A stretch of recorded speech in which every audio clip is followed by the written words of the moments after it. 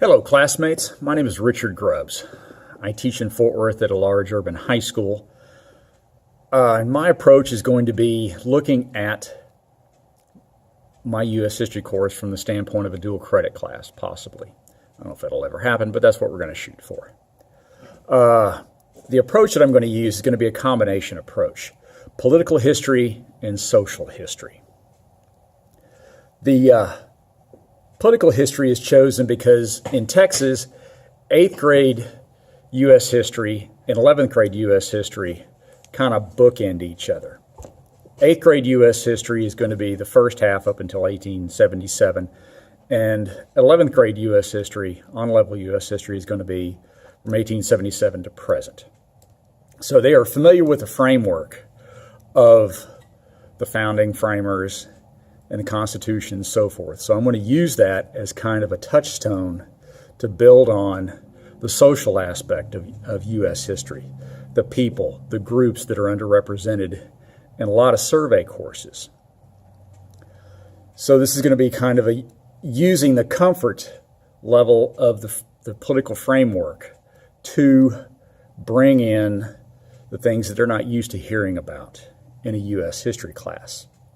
I'm going to take those familiar big names, and I'm going to show them that there's a lot more to the story than just those big names. There's going to be the ordinary people, the downtrodden, the people that were run over, so to speak. I plan on covering one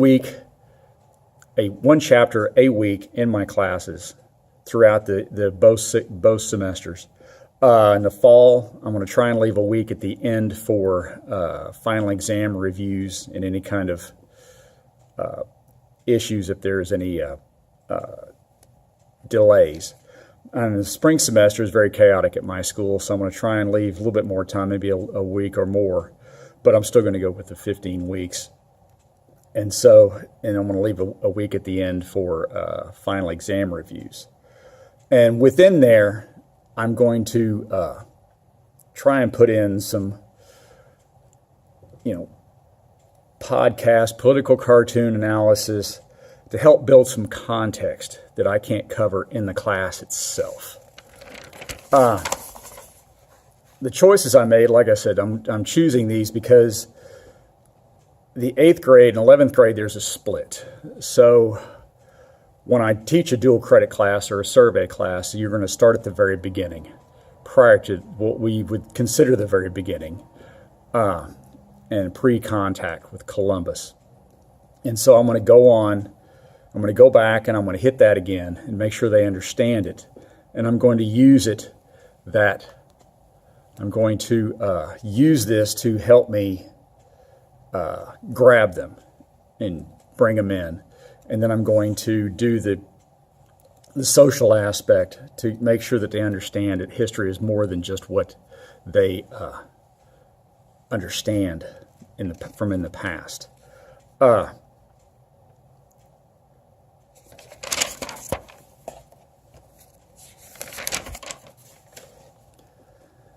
thinking about the class from the syllabus hasn't really changed. It's been expanded and filled out because of what we studied and how we've looked at things.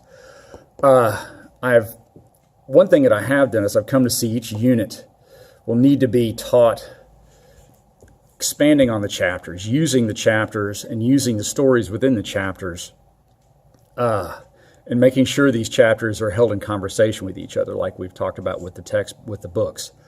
I want to do this to make sure that they know that just because we've moved on from a chapter doesn't mean that the chapter is done, that we're finished with it and we're going to forget about it. But we need to continue to remember the things that have happened in the past. And we're going to look for these connections between previous chapters and future chapters to look for trends and linkages that we might need to do to make sure that we understand these major concepts and are not lost. I'm going to try and use some aspect of two books. I really enjoyed the American History Now book, Foner and McGurr. That was one of the option books. There's a lot of good material in there that I've really enjoyed reading about, and I'm also going to use the American History historiography book that we read.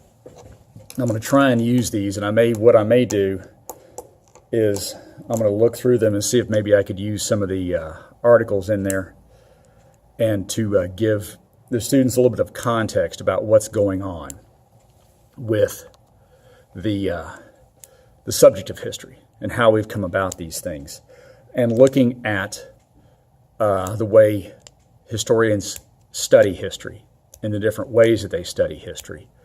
And I want to try and do this to give them some more context to understand why we're doing what we do. But that's going to be my syllabus. That's going to be what I'm going to try and do. Hopefully this makes some sense.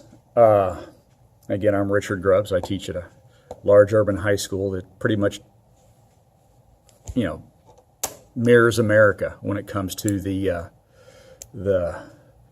background of my students. So it's going to be very interesting. Thank you all very much. I really enjoyed the class.